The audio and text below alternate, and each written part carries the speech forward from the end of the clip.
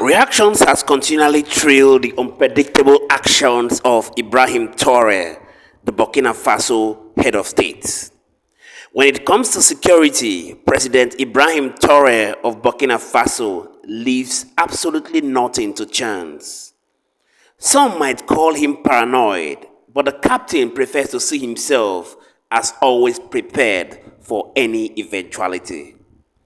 In his recent visit to Ghana for the presidential inauguration, that was nothing short of a masterclass in controlled unpredictability.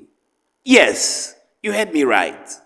First, he informed the event organizers that he wouldn't be attending and would instead send a representative. But then, boom, he showed up himself, making a grand entrance with an entourage of tight security and a pistol visibly strapped to his waist. The message was clear: I'm ready for anything, any way you want it. This bold move seemed carefully calculated to neutralize all premeditated threats. Of course, heads of states at the event displayed their own security details, but none of them could match the commanding presence of Ibrahim Traore. This many were wondering why all this unpredictability. Let's jump right into the full content of the inauguration that was held in Ghana, as I'll be coming back to give you my own full thoughts about it. Do well to intentionally drop your thoughts in the comment section and touch the like button if you think you like the content of the documentary, and we shall continually be here to serve you.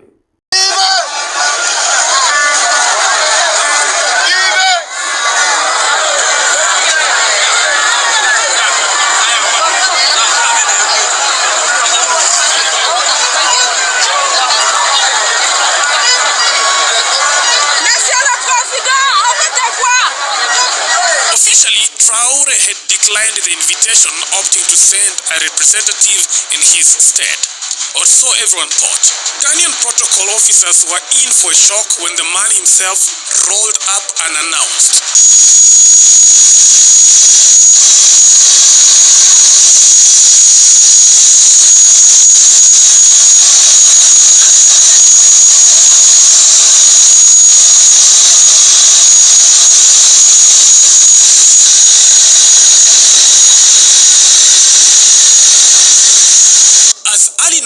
On Twitter saying, until early this morning, the protocol team in Ghana had been told President Traore would be represented, only for the man himself to show up.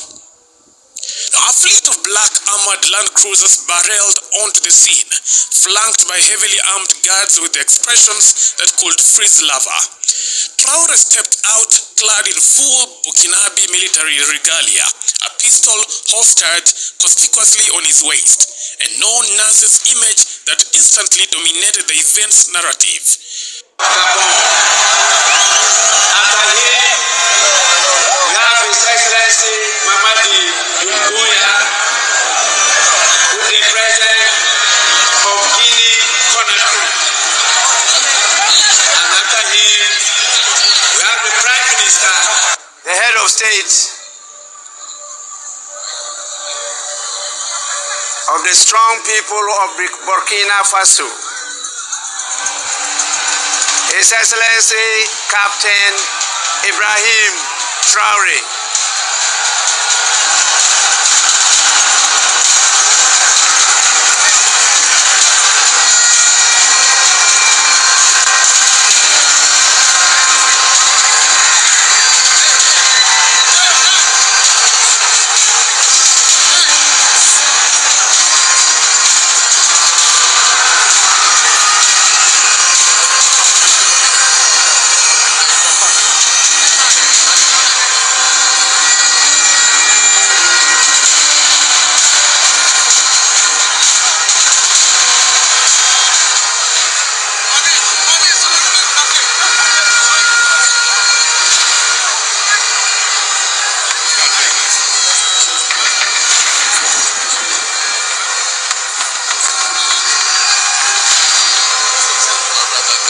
Erupted in cheers, chanting his name like a victorious gladiator had just entered the arena.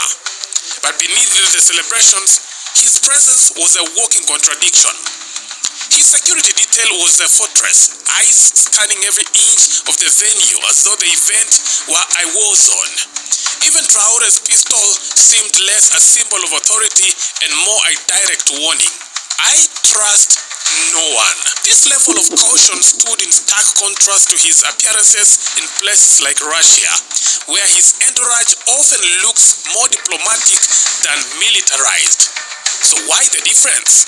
Does Traore feel safer in foreign territories than in his own continent? Perhaps.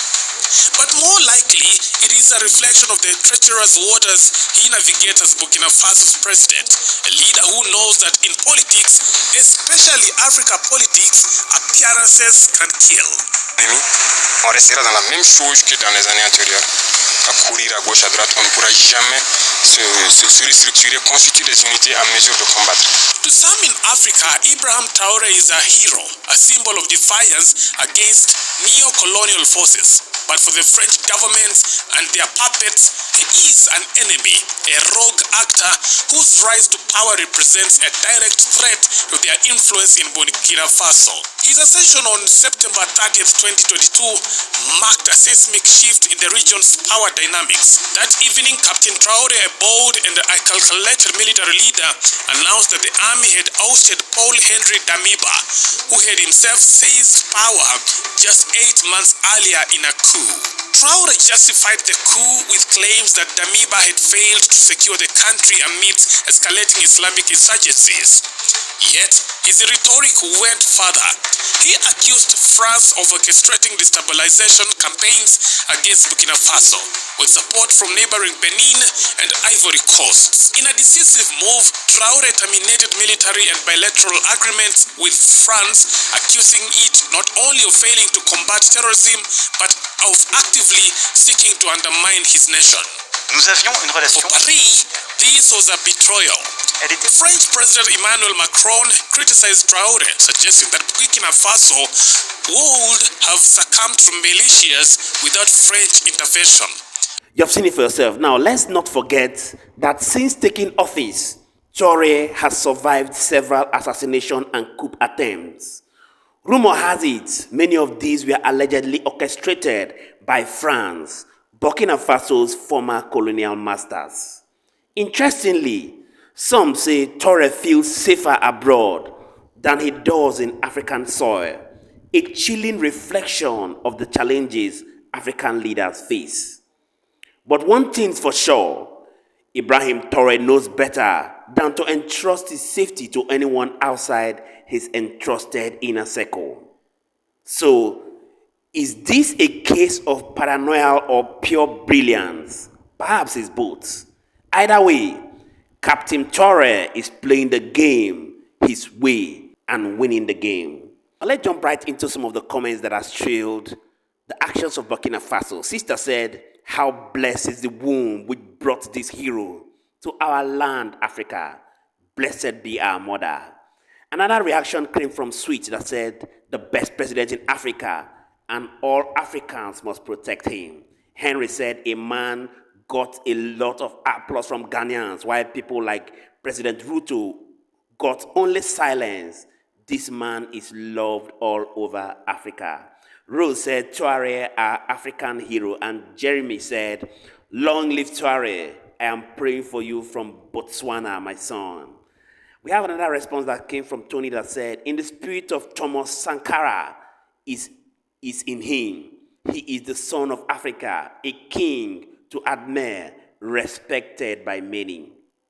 Another reaction came from Doin, who said, "This guy, Ibrahim Traore, is loved and appreciated in every African country. We need leaders like this." A response also came from Michem, who said, "This is the leader Kenya requires, a no-nonsense man." NS said, "Ghanaians see rolling in this great son of Africa. God bless and keep him."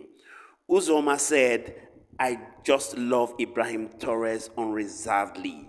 God shall preserve for Africa." Another response came from Auspicious, who said, "President of the people of Africa." Dali said, "Black Africans love this brother. He's not a coward